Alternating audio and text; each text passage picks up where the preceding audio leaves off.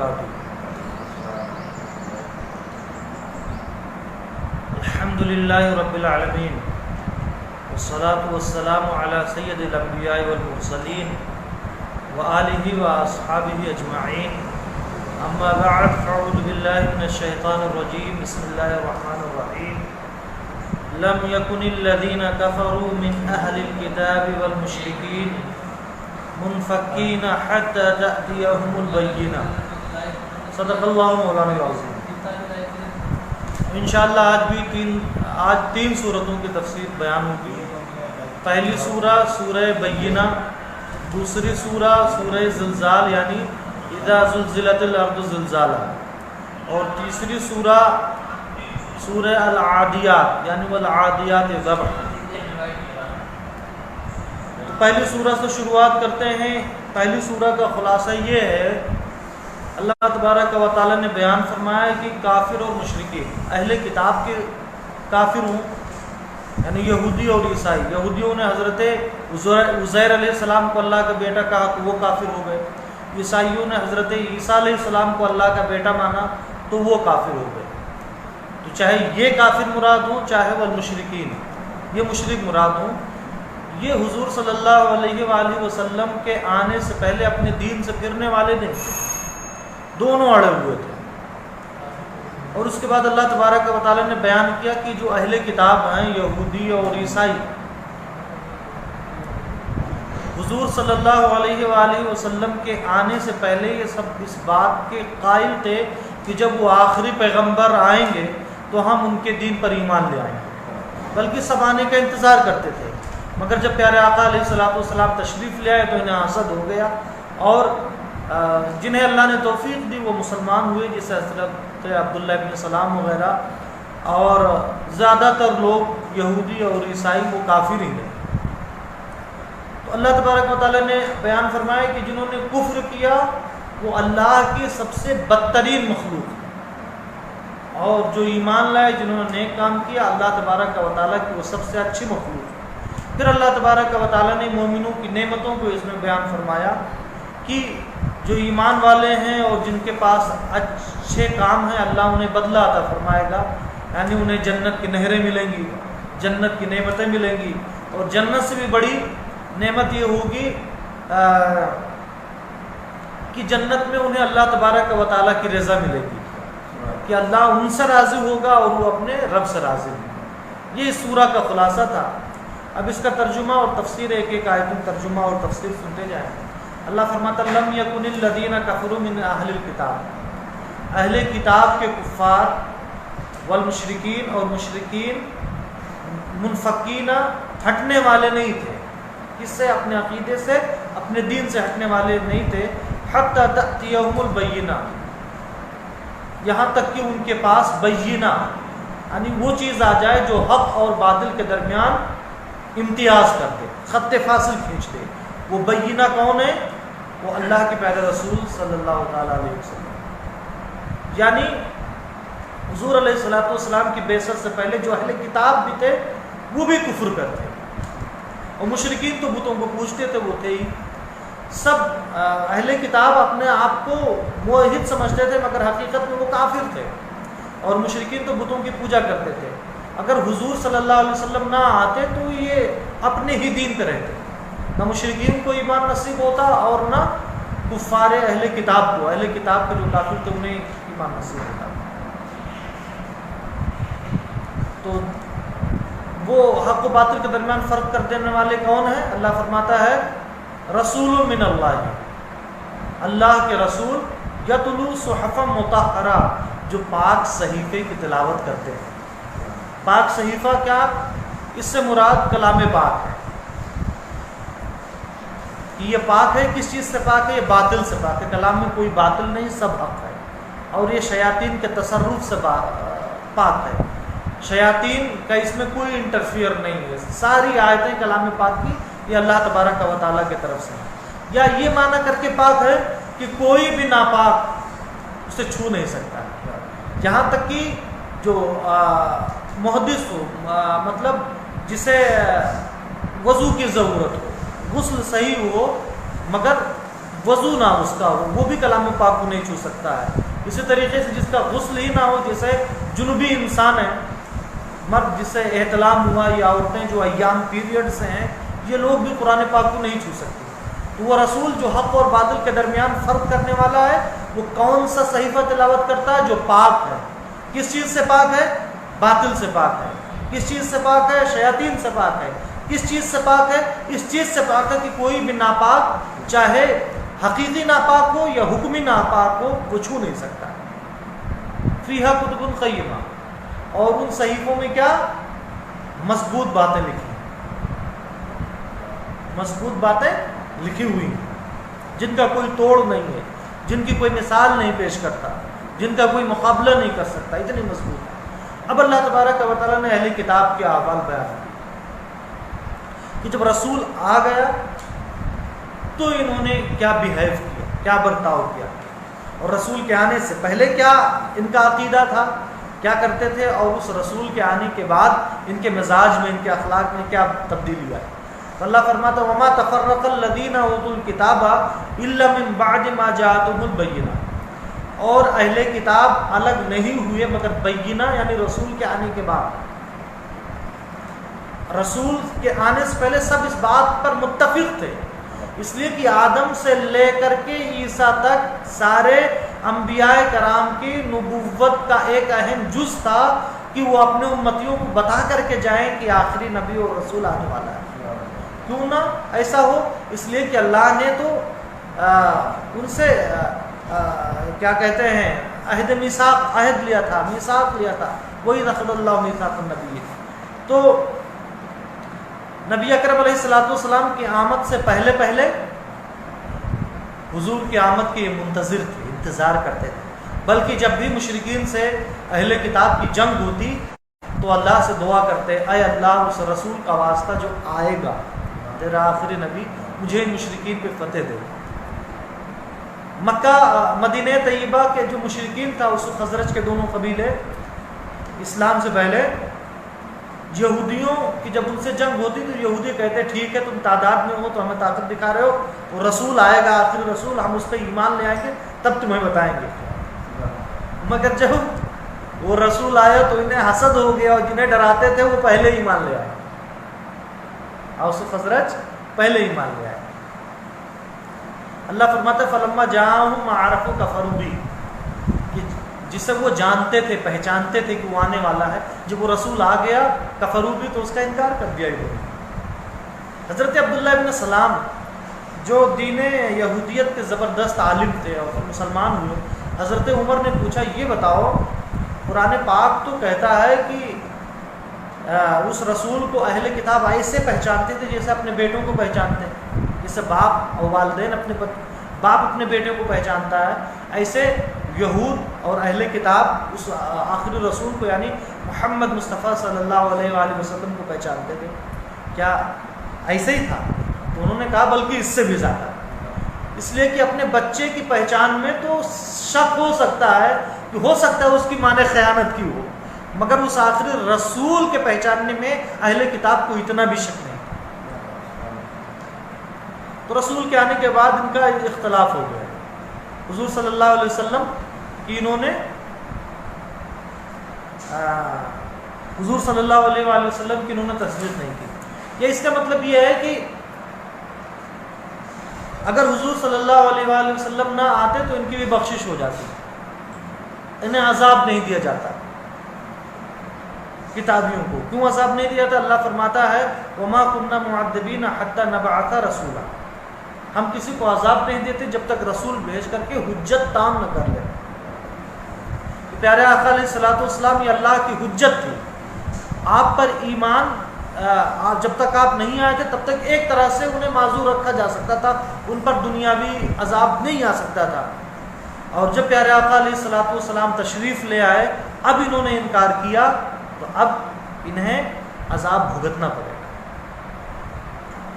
اچھا، اب اللہ فرماتا ہے مفہوم اس کا یہ ہے کہ صاحب پچھلی کتابوں میں جس چیز کا حکم دیا گیا تھا کہ ایک اللہ کی عبادت کرو، باطل کو چھوڑ دو، رسول آیا تو اس رسول نے اسی چیز کی تو دعوت دی جو ان کے پیغمبر دعوت دیتے چلے آئے تھے. تو انہیں تو مان لینا چاہیے، مگر انہوں نے نہیں مانا۔ اللہ فرماتا ہے وَمَا أُمِرُوا إِلَّا لِيَعْبُدُوا اللَّهَ مُخْلِصِينَ لَهُ الدِّينَ حَنَفَاءَ، اور انہیں حکم نہیں دیا گیا نبی اکرم علیہ الصلوۃ والسلام کے ذریعہ مگر اس چیز کا، کس چیز کا حکم دیا گیا کہ اخلاص کے ساتھ اللہ کی عبادت کریں، دین کو اس کے ساتھ خالص کرتے ہوئے، یعنی خالص اللہ کی عبادت کریں، عزیر علیہ السلام یا عیسیٰ علیہ السلام کو پوجنا چھوڑ دیں، حنفاء تمام دین سے الگ ہو کر کے، کٹ کر کے، پچھلے تمام دین سے کٹ کر کے دین محمدی پہ ایمان لا کر کے اللہ کی عبادت کریں، وَيُقِيمُ الصَّلَاةَ اور نماز قائم کریں، وَيُؤْتُ الزَّكَاةَ اور زکوٰۃ دیں، وَذَلِكَ دِينُ الْقَيِّمَةِ اور یہی ٹھوس راستہ، ٹھوس دین ہے، دین کا مطلب راستہ، یہی پہلے بھی انہیں حکم دیا گیا تھا اور یہی ہمارے رسول کے آنے کے بعد انہیں حکم دیا گیا ہے۔ تو اللہ تبارک و تعالی جب اس سے پہلے مومنین اور کافرین دونوں کا ذکر ہوا کہ اہل کتاب میں کچھ مومنین تھے، کچھ کافرین تھے، یا اہل کتاب میں سے کچھ ایمان لائے اور کچھ لوگوں نے کفر کیا، تو ایمان کافروں کا کیا انجام ہوگا اور مومنین کو کیا نعمتیں ملیں گی۔ اگلی آیتوں میں اللہ تبارک و تعالیٰ نے یہ بیان فرمایا ان الذین کفروا من اہل الکتاب والمشرکین فی نار جہنم خالدین فیہا اولئک هم شر البریہ، اہل کتاب میں سے جن لوگوں نے کفر کیا، یعنی جو کتابی کافر ہیں، یہودیوں اور عیسائیوں میں جو کافر ہیں اور جو مشرکین ہیں،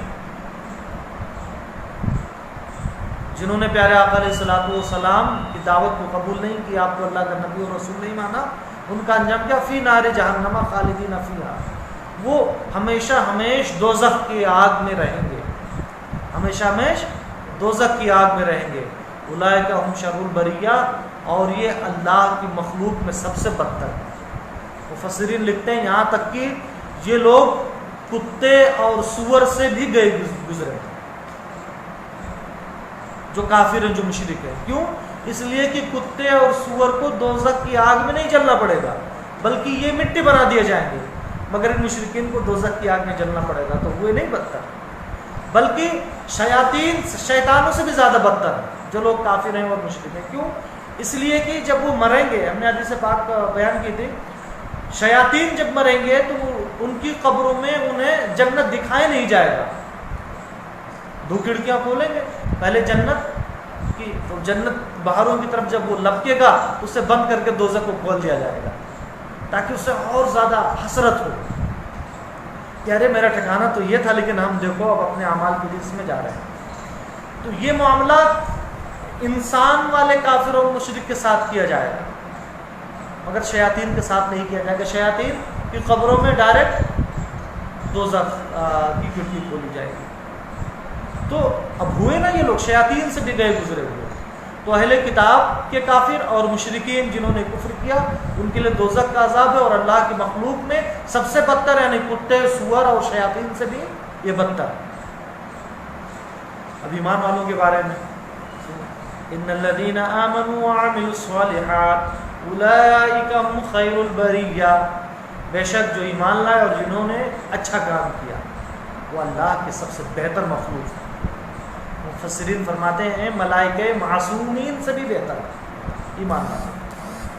حضرت مجدد الفسانی رحمۃ اللہ علیہ فرماتے ہیں کہ بشر کے جو خواص ہیں وہ فرشتوں کے خواص سے افضل ہیں، جن چیزوں سے فرشتے بنے ہیں اور جن چیزوں سے انسان بنا۔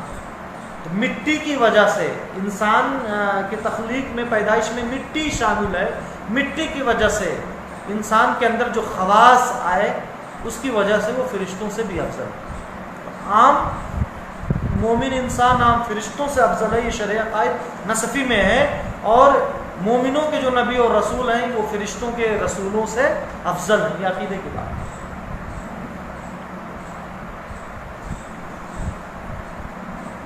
اچھا، سب سے بہتر مخلوق ہے، ان کا بدلہ کیا ہے؟ جزاؤہم عند ربہم، ان کا بدلہ ان کے رب کے پاس ہے۔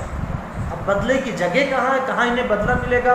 جنات عدن عدن کے باغات، جنت کے مختلف طبقے ہیں، جنت المأوا ہے، جنت عدن ہے، جنت الفردوس ہے جہاں انبیاء کرام ہوں گے.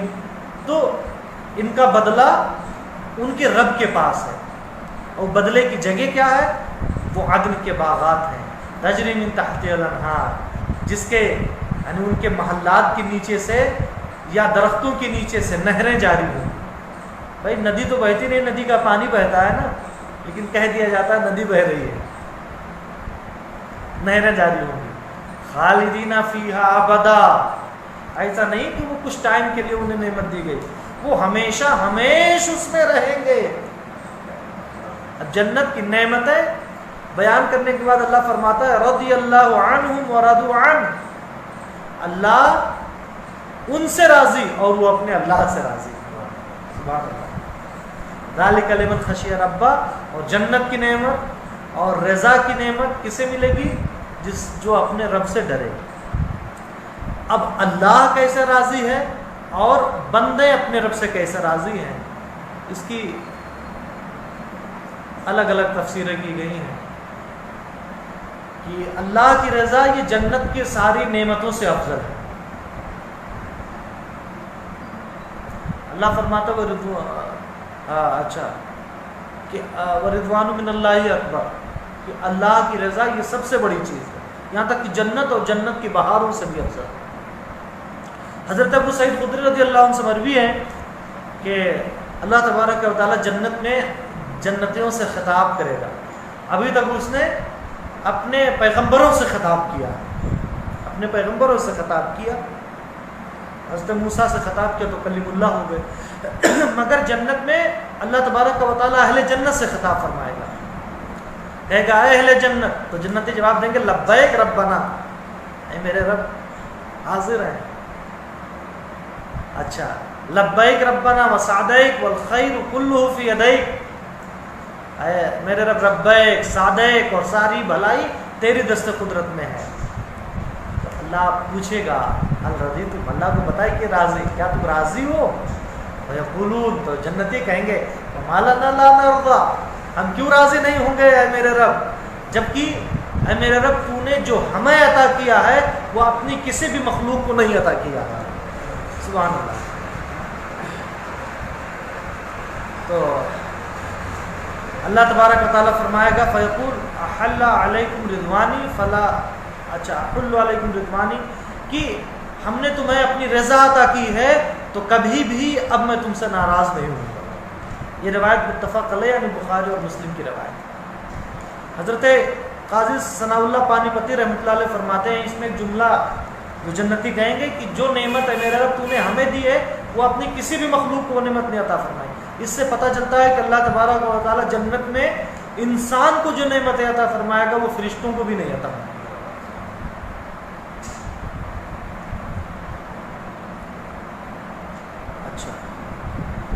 اور یہ کہا کہ یہ تو اللہ کی رضا ہے کہ اللہ جنت میں اپنی رضا اپنا دیدار کرائے گا، جنت کی بہار ہے، یہ اللہ کی رضا ہے. اب مخلوق اپنے رب سے کیسے راضی ہو؟ تو اس رضا کی تین قسمیں. پہلی قسم کیا ہے کہ اللہ تبارک و تعالیٰ کے تمام افعال پہ راضی رہے، جو اللہ نے کیا چاہے وہ ہمیں اچھا لگے یا برا لگے اس چیز پہ راضی،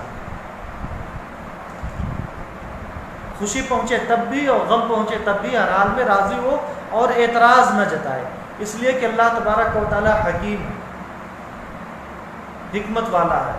دنیا کے جو حکیم جنہیں ہم ڈاکٹر کہتے ہیں، ڈاکٹر آپریشن کرتا ہے، تکلیف تو ہوتی ہے مگر کیا وہ برا کرتا ہے؟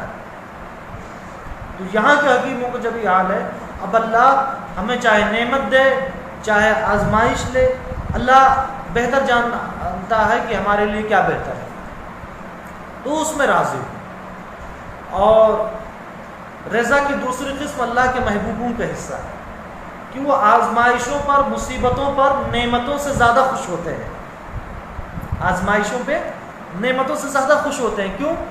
اس لیے کہ نعمتوں میں تو بندے کی کہیں کہیں رضا شامل ہوتی ہے. نہیں، کون بندہ نہیں چاہے گا کہ اسے روپیہ نہ ملے، کون نہیں چاہے گا کہ اسے تندرستی نہ ملے، تو بندے کی بھی خواہش اس میں شامل ہوتی ہے. اور آزمائشوں میں، فقیر کرنے میں، بیماریاں آنے میں ان میں صرف اور صرف محبوب کی مرضی ہوتی ہے، اللہ کی مرضی ہوتی ہے، اور اہل عشق کے یہاں محبوب کی مرضی اپنی مرضی پر مقدم ہوتی ہے۔ یہ دوسرا درجہ ہے رضا کا۔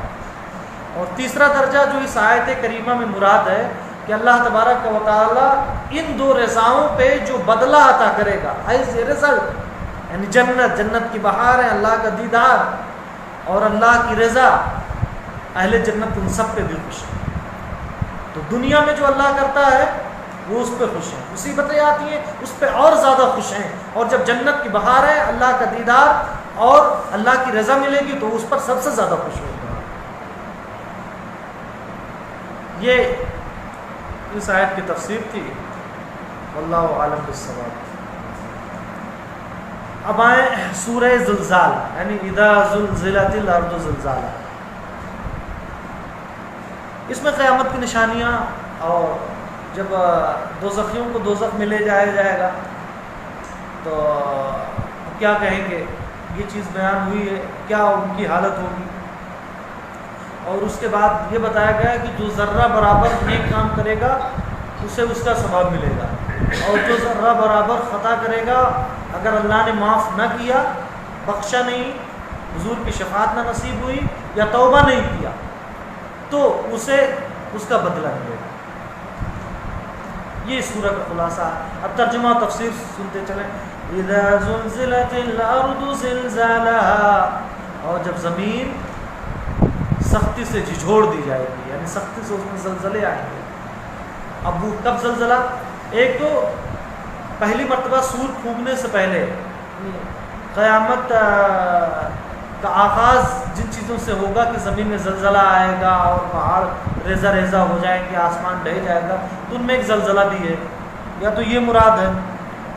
اور بعض لوگوں نے یہ کہا کہ نفخہ ثانیہ کے بعد اللہ تبارک و تعالیٰ جب حضرت آدم علیہ السلام سے کہے گا کہ آدم دوزخیوں کو دوزخ میں لے کر کے جاؤ، چونکہ یہ مٹی سے بنے ہوں گے، اور جب آدم علیہ السلام ہر 1000 میں سے 999 لوگوں کو ہانک کر کے دوزخ کی طرف پہنچائیں گے، چھانٹیں گے، تو زمین دہل جائے گی، زلزلہ آ جائے گا۔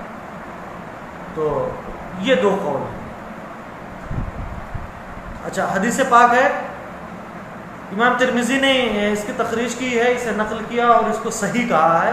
عمران ابن حسین اس کے راوی ہیں۔ عمران ابن حسین کہتے ہیں کہ رسول اکرم علیہ السلام کے ہم ساتھ تھے، کی آیت اتری، یا ایھا الناس اتقوا ربکم ان زلزلہ الساعۃ شیء عظیم یوم ترونها تذہل کل مرضعۃ، پوری آیت کہ اے لوگو اپنے رب سے ڈرو، بے شک ساعت مطلب قیامت کے دن کا جو زلزلہ ہے وہ بہت عظیم چیز ہے۔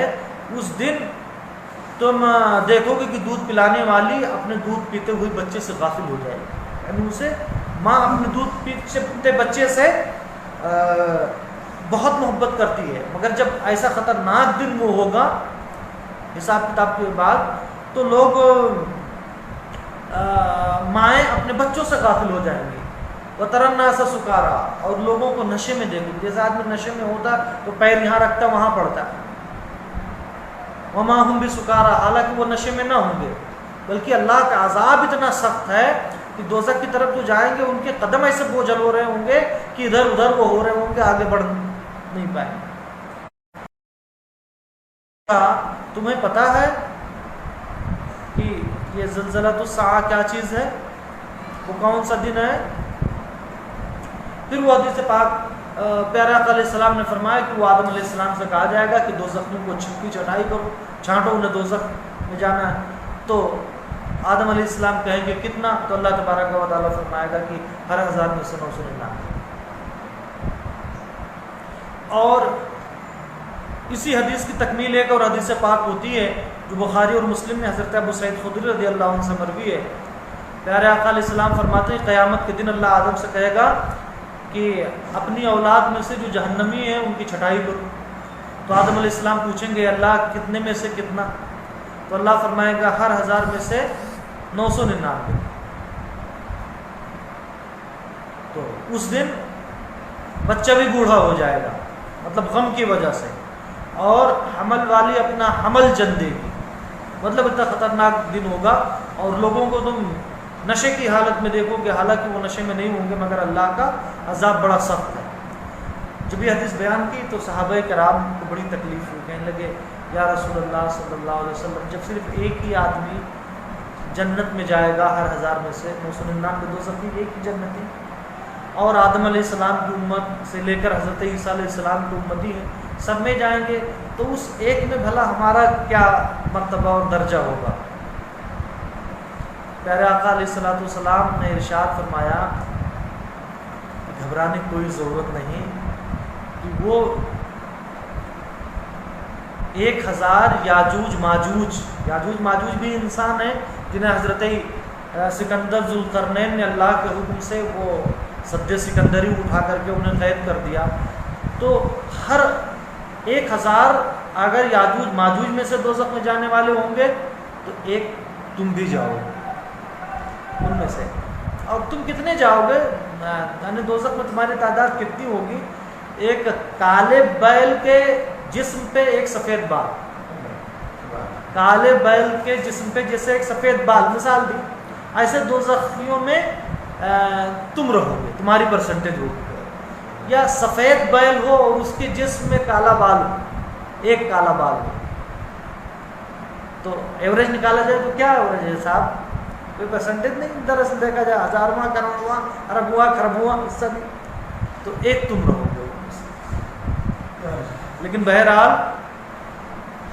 بہت امید بھی اچھی نہیں اور بہت زیادہ خوف بھی اچھا نہیں۔ خوف جو اللہ کی رحمت سے مایوس کر دے وہ بہتر نہیں، امید اتنا کہ انسان عمل کرنا چھوڑ دے یہ بہتر نہیں۔ حضرت عمر کہتے ہیں میدان محشر میں اگر اعلان ہو جائے کہ سب جنتی ایک ہی دوزخی ہے تو میں کہوں گا، میں ڈروں گا کہ وہ دوزخی میں ہوں، اور اگر اعلان ہو جائے کہ سارے دوزخی ایک جنتی تو میں امید رکھوں گا کہ وہ جنتی بھی میں ہی ہوں۔ تو امید اور دین کے درمیان رہنا چاہیے، بیلنسڈ رہنا چاہیے۔ تو یہ چیزیں ہیں۔ اب ان احادیث سے پتہ کیا چل گیا کہ جب قیامت کے بعد، قیامت میں نفخہ ثانیہ کے بعد، جب حساب کتاب کے بعد دوزخیوں کو دوزخ میں ڈالا جائے گا تو زمین لرز اٹھے گی۔ وَأَخْرَجَتِ الْأَرْضُ أَثْقَالَهَا اِذَا زُلْزِلَتِ الْأَرْضُ زِلْزَالَهَا، جب سخت زمین میں زلزلے آئیں گے زمین جھجوڑ دی جائے گی۔ وَأَخْرَجَتِ الْأَرْضُ أَثْقَالَهَا، اور زمین اپنے بوجھ کو نکال باہر کرے گی۔ کیا ہے زمین کا بوجھ؟ کیا ہے؟ پہلی تفسیر یا تو دنیا میں اپنے بوجھ کو نکال دے گی یا تو آخرت میں اپنے بوجھ کو نکالے گی۔ آخرت میں کس بوجھ کو نکالے گی؟ قبروں میں سے مردوں کو نکال باہر کر دے گی، زمین مردوں کو نکال کر کے باہر کر دے گی۔ اور دوسری تفسیر یہ ہے کہ دنیا میں زمین جب زلزلے آئیں گے قیامت سے پہلے تو زمین اپنے خزانے کو نکال کر کے پھینک دے گی، باہر کرے گی۔ اب زمین کے خزانے کیا ہیں؟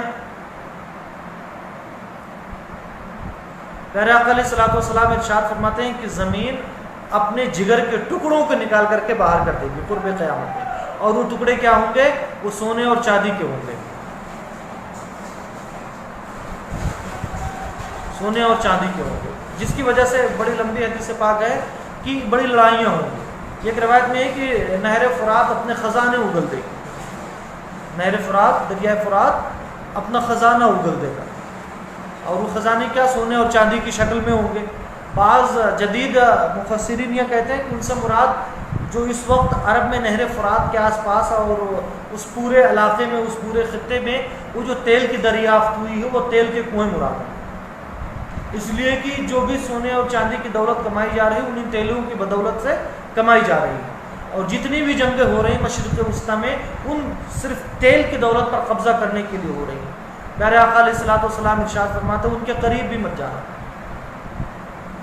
تو زمین اپنے بوجھ کو اگل دے گی، مطلب یا تو آخرت میں کہ مردے نکال دے گی، یا تو دنیا میں کہ اپنے خزانوں کو، چاہے وہ تیل کا خزانہ ہو یا چاہے سونے اور چاندی کا خزانہ ہو، وہ باہر نکال دے گی۔ وقال الانسان ما لها يومئذ تحدث اخبارها، بعض مفسرین کہتے ہیں کہ آیتوں میں تقدیم اور تاخیر ہے کہ زمین اپنے خبروں کو بیان کرنا شروع کر دے گی، کہ زمین پہ جس نے بھی جو جرم کیا، جو گناہ کیا، سر حشر رب کی بارگاہ میں زمین کہنا شروع کر دے گی کہ اللہ اس نے یہ کیا ہے، اللہ اس نے مجھ میں یہ کیا ہے، اللہ اس نے مجھ میں یہ کیا، تو انسان کہے گا وقال الانسان ما لها، انسان کہے گا زمین کو کیا ہو گیا، یومئذ تحدث اخبارها، آج کے دن زمین اپنی خبریں بتا رہی ہے۔ اچھا، حضرت ابو ہریرہ رضی اللہ عنہ سے مروی ہے، پیارے آقا علیہ الصلوۃ والسلام ارشاد فرماتے ہیں کیا تمہیں پتہ ہے کہ زمین کی خبریں کیا ہے، زمین کیا بیان کرے گی؟ صحابہ نے کہا کہ اللہ اور اس کے رسول بہتر جانے۔ پیارے آقا علیہ الصلوۃ والسلام نے ارشاد فرمایا کہ یہ زمین ہر مرد اور ہر عورت کے خلاف جس نے اس پہ کوئی بھی جرم کیا وہ گواہی دے گی۔ یہ زمین کا خبر دینا، تو زمین اس دن زمین بھی خبر دے گی۔ انسان کے ہاتھ پیر اعضاء، الیوم نختم علی افواہہم وتکلمنا ایدیہم وتشہد ارجلہم بما کانوا یکسبون، کہ جو انسان کرتا تھا دنیا میں منہ پہ مہر لگ جائے گا، اور جسم کے اعضاء اللہ حکم دے گا بول پڑے گا۔ تو ہاتھ سے جو گناہ کیا ہاتھ کہے گا ہم نے یہ گناہ کیا، پیر سے جو گناہ کیا پیر کہے گا ہم نے گناہ کیا۔ تو جسم کے اعضاء تو گواہی دے گئی ہے، اور خود جس جگہ زمین کے جس خطے میں گناہ کیا وہ زمین گواہی دے گی۔ بِأَنَّ رَبَّكَ حَالًا، جب انسان پوچھے گا کہ زمین کیوں بتا رہی ہے، کیسے بتا رہی ہے، بِأَنَّ رَبَّكَ وَحَالَهَا، وہ اس طور پر بتا رہی ہے کہ اس کے رب نے اسے خبر دی، یا اس کے رب نے اسے حکم دیا ہے کہ تو بیان کر دے۔ یومئذ یصدر الناس اشتاتا لیروا اعمالهم، اس دن لوگ لوٹیں گے مختلف جماعتوں میں تاکہ وہ اپنے اعمال کا بدلہ دیکھیں، اپنے اعمال کو دیکھیں مطلب اعمال کا بدلہ دیکھیں۔ روایت میں یہ ہے کہ دو گروہوں میں لوگوں کو بانٹ دیا گیا ہے، ایک گروہ جنتیوں کا اور دوسرا گروہ دوزخیوں کا۔ تو جنتی اپنے اعمال کو دیکھیں گے مطلب اعمال کی جزا، اعمال کا بدلہ یعنی جنت اور جنت کی باہر دیکھیں گے، اور دوزخی اپنے اعمال دیکھیں گے مطلب اپنے اعمال کا بدلہ یعنی دوزخ اور دوزخ کی ہولناکیوں کا سامنا کریں گے، ان میں ڈالے جائیں گے۔ فَمَن يَعْمَلْ مِثْقَالَ ذَرَّةٍ خَيْرًا يَرَهُ وَمَن يَعْمَلْ مِثْقَالَ ذَرَّةٍ شَرًّا يَرَهُ، جو ذرہ برابر نیکی کرے گا اسے اس کا بدلہ ملے گا، اور جو ذرہ برابر برائی کرے گا اسے اس کا بدلہ ملے گا۔ روایت میں ہے کہ جب یہ آیت اتری وَيُطْعِمُونَ الطَّعَامَ عَلَىٰ حُبِّهِ، کہ کچھ نیک لوگوں کے بارے میں یہ آیت اتری تھی کہ کھانے کی خواہش انہیں ہوتی ہے پھر بھی وہ اپنا کھانا یتیموں کو کھلا دیتے ہیں۔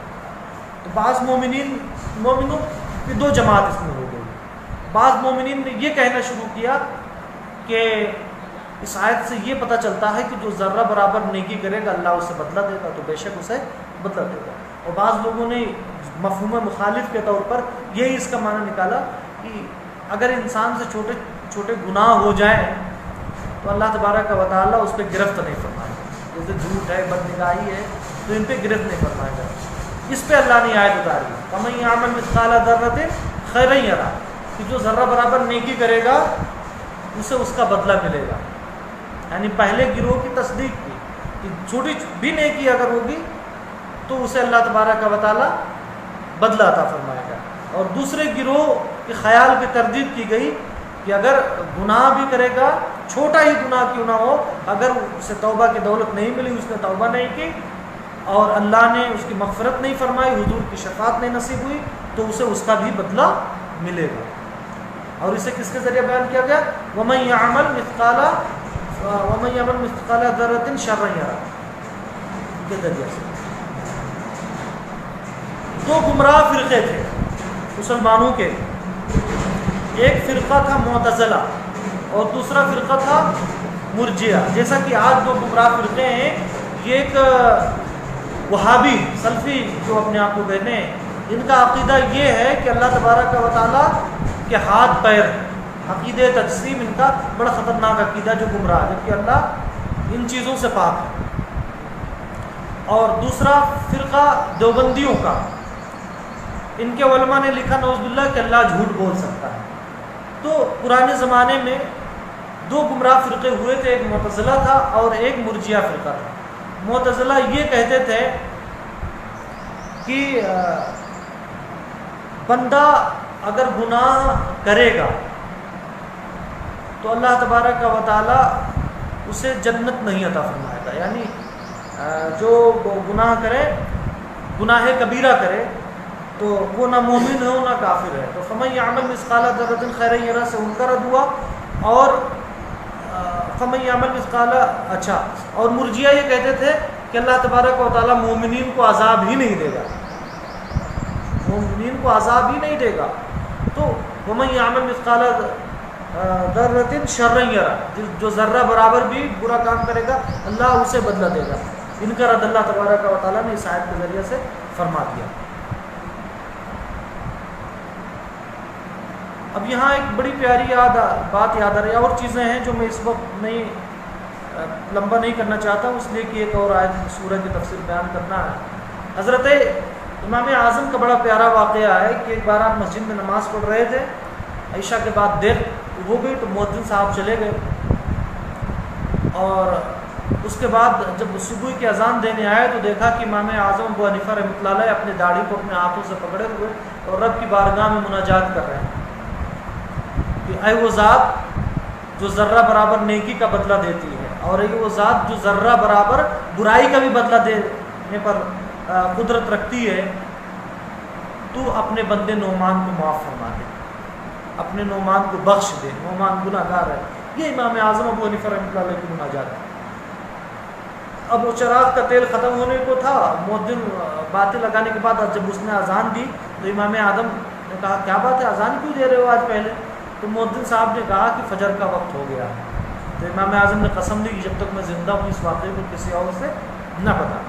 تو اس سے پتہ چلا کہ انسان کو اپنے گناہوں سے معافی مانگتے رہنا چاہیے، اور جو نیک کام کرے، مناجات کرے، ذکر اذکار کرے، انہیں اوپن نہیں کرنا چاہیے بلکہ ستر احوال بہت ضروری ہے، چھپا کے رکھنا چاہیے. اب اگلی سورہ، صدق اللہ العظیم، استغفر اللہ رب العالمین. اگلی سورہ ہے سورہ العادیات. اس سورہ میں اللہ تبارک و تعالیٰ نے چند قسمیں ارشاد فرمائے. غازیوں کے گھوڑوں کی قسم ارشاد فرمائی.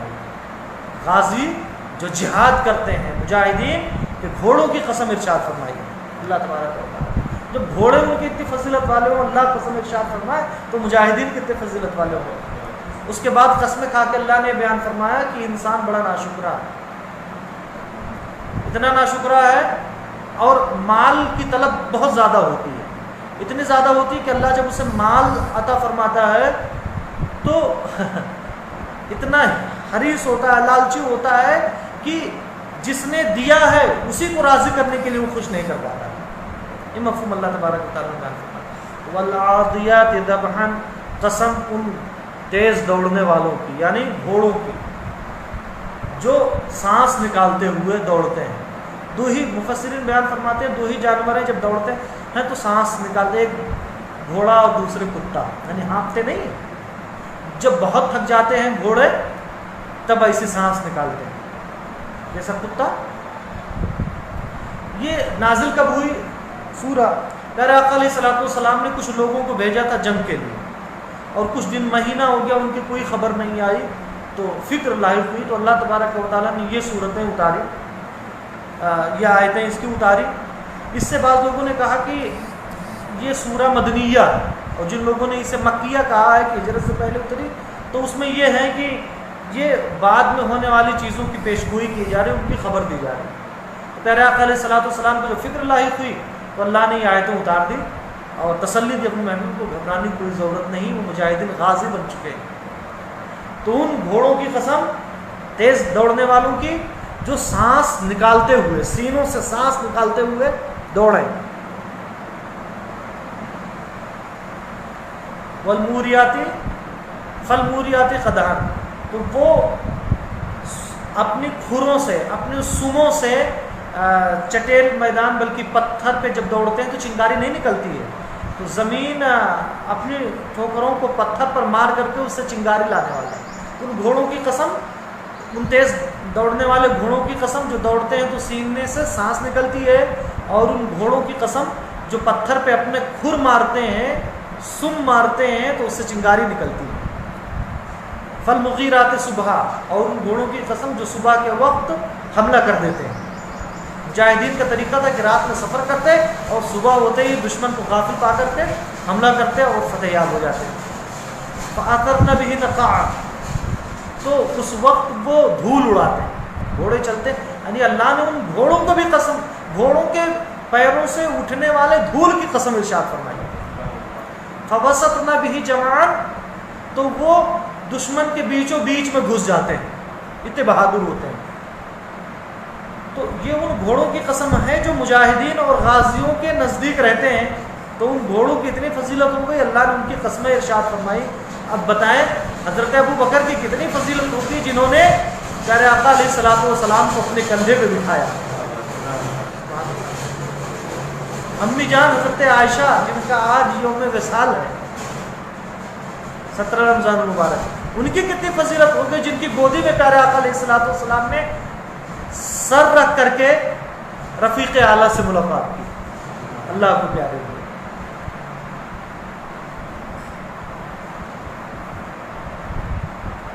اتنی قسمیں ارشاد فرما کے اللہ تبارک.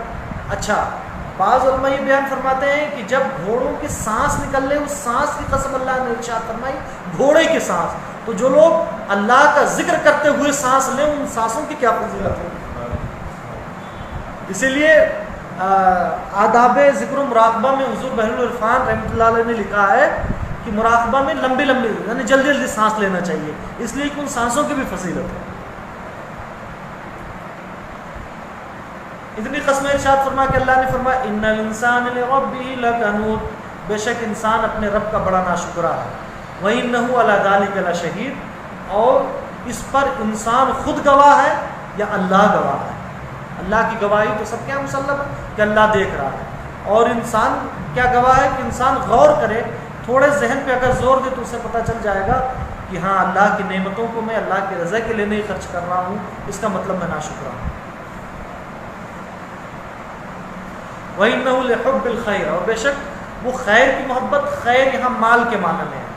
اللہ نے کلام پاک میں فرمایا ان ترک خیرن، کہ اگر وہ مال چھوڑا، یہاں خیر مال کے معنی میں. تو انَّهُ لِحُبِّ الْخَيْرِ لَشَدِيدٌ، انسان بے شک انسان مال کی محبت میں بڑا سخت ہے، مال سے بہت زیادہ محبت کرتا ہے، مال کو مال دینے والے کے لیے خرچ نہیں کرتا ہے. افلا يعلم اذا بعثر ما في القبور وحصل ما في الصدور، تو کیا وہ نہیں جان لے گا، یعنی جان لے گا جب اسے اٹھایا جائے گا جو قبروں میں ہے، یعنی مردوں کو اٹھایا جائے گا اور نامہ اعمال سامنے ہوگا، تب وہ جان لے گا کہ اللہ نے اسے مال دیا تو مال کی محبت رہی یا مال کو اللہ کی راہ میں خرچ کیا. وحصل ما في الصدور، اور جو دلوں میں ہے اسے باہر نکال لیا جائے گا، مطلب جو برائیاں چھپاتا تھا اسے باہر نکال لیا جائے گا. ان ربهم یومئذ لخبیر، اس دن ان کا رب بے شک ضرور خبر رکھنے والا. اللہ کو تو آج کی بھی خبر ہے، مگر چونکہ اس دن بدلہ دیا جانا ہے تو اللہ تبارک و تعالیٰ نے قیامت کے دن کے بارے میں بتایا. جیسا کہ اللہ ہر چیز کا مالک ہے، مگر اللہ تبارک و تعالیٰ نے فرمایا مالک یوم الدین، قیامت کے دن کا مالک. اس دن کی عظمت کے پیش نظر اللہ نے یہ فرمایا کہ وہ قیامت کے دن کا مالک ہے، اور اسی دن کی عظمت کے پیش نظر اللہ نے ارشاد فرمایا وہ اس دن سے باخبر ہے. اس دن تو عائز رزق ساری چیزیں انسان جو چھپاتا تھا، جو کرتا تھا، سب رب کے بارگاہ میں پیش ہونا ہے نا. تو ایک مطلب یہ ہے کہ خبیر کا مطلب جزا دینے والا، کہ اس دن ان کا رب انہیں جزا دے گا. تو جو دلوں میں برائیاں چھپائے ہوئے تھے، جو انہوں نے ناشکری کی، جو غلط کام کیا، تو ان کا رب قیامت کے دن انہیں اس پر بدلہ عطا فرمائے گا. وما علینا الا البلاغ، واستغفر اللہ رب من کل ذنب. السلام علیکم ورحمۃ اللہ وبرکاتہ.